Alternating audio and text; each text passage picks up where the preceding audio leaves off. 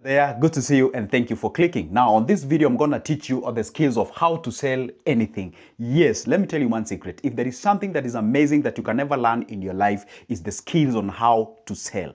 And let me tell you one secret. Irrespective of the business that you are in, you're selling land, you're into real estate, you are into what we call the business, like shoe business, glove business, whichever the business that you are in, even the services business, you need to master the skills of selling. Otherwise, if you miss this skill, you're not going to make money, all right? At the end of the day, it's good to master this specific skill. And guess what? On this video, I'm going to summarize it in less than 15 minutes, and I'm going to share all the information that is needed for you to actually go out there, transform your business. Guess what? You have to transform yourself as the time goes. Remember one thing, we are on 21st century. The traditional way of selling things has actually changed, and you're going to learn and you're going to change and transform yourself as the time goes. All what you need to do is to relax, watch this video to the end so that you understand exactly what I'm going to talk about. And guess what? I always post a video each and every day concerning tips on how to invest, how to manage your money, where to invest, and how to go about it. If you don't want to miss any good of my videos in future, do this. It doesn't cost you anything and it's free of charge and it is fast. Down below there on your right, there is a button written subscribe. If you hit that magical button, like this video and turn that notification bell, as well as commenting down below there, by doing exactly that, YouTube will notify you that, hey, you know what? Good Joseph has uploaded a new good video. For those who do not know me, my name is Joseph, but that not matters, all right? Let's get into this business, all right? Here we are. I'm going to take example of using, guess what? Whatever you're selling out there, I'm going to take an example of coffee. Let's say you are in coffee business, and I'm going to use it as an analogy to explain exactly how you go about the selling business, all right? This is the mug of coffee that here we are. We open a business somewhere. We are targeting a certain customers, and this cup of coffee, we assume it goes for 40 Kenyan shillings. This is the amount of money. This is the target coffee this is the target mug of coffee that we want to sell. This is what you want to sell, all right? And guess one thing, that whenever you provide or present or you parade one specific product without a comparison, people tend to have reservations. Guess what? There is something called the psychology of selling. That means alternatives has to be offered at this case scenario for the customers to compare and contrast and make a decision out of it. Remember one thing, some of different factors influence customers or clients to buy or purchase a certain thing. And by the way, this skill has actually been mastered by the supermarket. All right, let's go about it. All right, this is a mug of coffee. This is what you've actually started a business, and this is what you're selling. Now the point is this: if you present this one as a loan without any other alternative, and this is what you're selling, you're convincing them how nutritious it is, how sweet it is, they can just try it, will rejuvenate the day and all those kind of things. Guess what? You need to take your step notch higher. How do you do exactly that? Remember one thing, let that stick. This is what you are selling, and this is our target. This is how you go about it. Now, instead of selling this one as a loan, guess what now happens? How about you introduce a smaller one, all right? You introduce another mug of coffee right here. Anyway, I'm not good at drawing, but guess what? Understand me. Now, here we are. You introduce yourself, another cup of coffee here, another mug of coffee, and then this coffee now goes exactly, it's the same commodity, the same product in terms of quality, but now what you've done is that you've reduced in price, and it's still same coffee, all right? And this one, you can say now you're selling, let's say at 25 Kenyan shillings, right?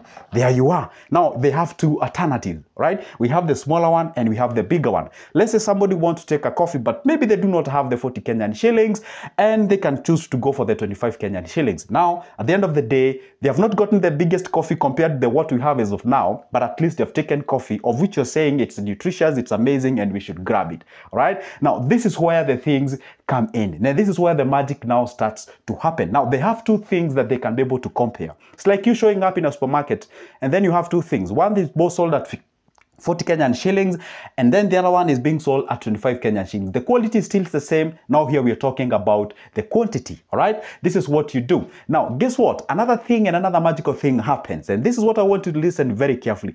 Do not forget kindly, we are interested in selling this, not this one. This is not our target. This is our target, all right? We have to keep the eye on the dice. We have to keep the eyes on what we want to sell. Now, this is what happens, all right? You have to play with psychology. You have to understand exactly the psychology of selling. This is what happens. Now, instead of now doing this, you introduce another cup of coffee. And guess what? This now, the next coffee now, it becomes a little bit bigger, right? Here we are. We have another cup of coffee here, another mug of coffee, however you call it. There we go. There we go. It is still the same coffee in terms of the pricing. And now this cup of coffee, guess what now happens? We sell it at 60 Kenyan shillings. All right. Now this cup of coffee now goes for 60 Kenyan shillings. Guess what happens now? Guess what happens now? Now clients, they have things to compare and contrast between one or the other. One thing that you're supposed to understand is this. This is what you're targeting. And one thing that you're supposed to understand, this actually represents the humanity in this life that you're living in. What exactly do I mean? Most of the people in life, they tend to appear average, they tend to think the same, they tend to behave the same, and they never want to appear as if they're different from the larger population. And that's why you find people tend to be, by the way, some of the things that you do right now, it's not because that you can actually define the reason as to why you are doing it, but you are actually doing that specific thing just because you found it being done. It has been normalized and actually appears to be the normal thing. Then you have to understand this is exactly analogy that is used when you're doing your business out there. Number one, when now you parade these three options out there to your customers, guess what happens? Now, a customer shows up in your shop. Remember one thing, we're playing with psychology here. They shows up in your shop. One thing, we never love to appear small, right? We never love to appear as if we are like the lowest people in our society. Neither do we love to appear as if we are like the greatest, like you are extravagant in terms of our spending. We just want to appear as if we are disciplined, we know how to manage money, we're just like any other individual out there, and I don't want to stand out. So if you parade this one, this and that, then they're like, well, I won't grab the small one. And again, I would grab the big one because, hey, guess what? I mean, why should I take a whole mug of this kind of a coffee and maybe perhaps in some few minutes time I'll get myself a dinner or lunch or whatever the thing, all right?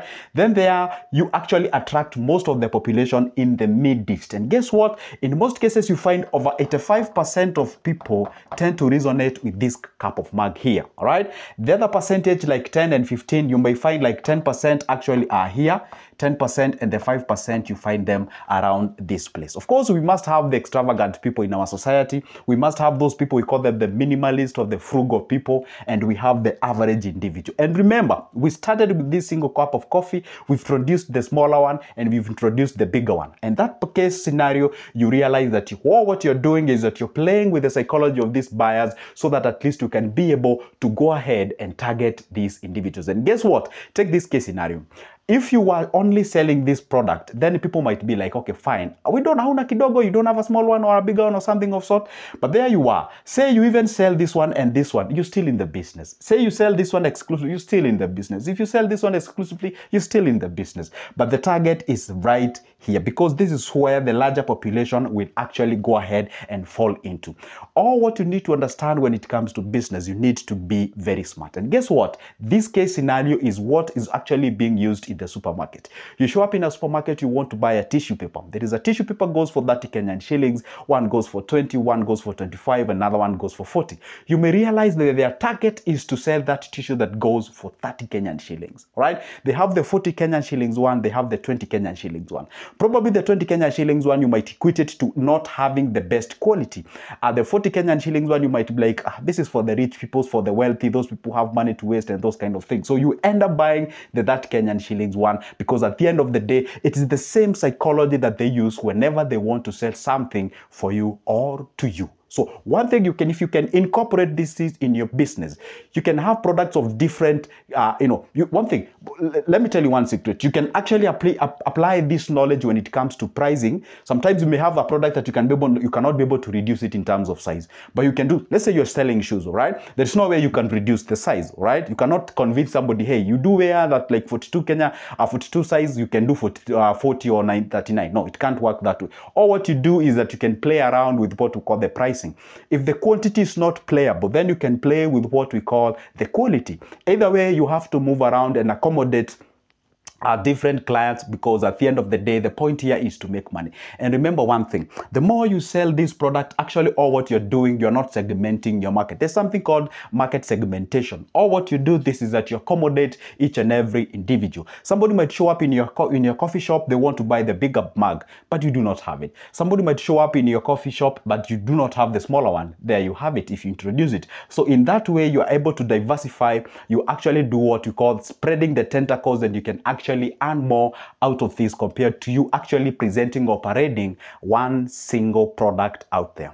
The point is this: be smart, be out there, be outgoing, apply what we call the customer skills, apply what we call the sales service, before sale and after sale services, and all that with the corporation with this kind of a skill. At the end of the day, you're gonna make yourself the best salesperson out there. And guess what? First of all, focus on solving problems, because at the end of the day, money is a product given, or rather, it's a word given after solving someone's problem. That's how we do it, and that's how we make money. It may take time to actually actualize this, but at the end of the day, it plays very well and plays in a very good way and actually can make you money. Guess what? If it's your first time to watch me, my name is Joseph. Talk about money, investment, and anything related to exactly that. If you would like to have a conversation with me, I offer those services pertaining to investment, finance, and all those kind of things. If you can just grab my number from the description of this specific video, give me a call, then we can be able to go ahead and have the conversation. All right. As well, I have booklets about investment and all other kind of investments that are out there. Grab the same number. Those booklets, each copy goes for only 280 Kenyan shillings. For now, it's a goodbye and see you in the next one.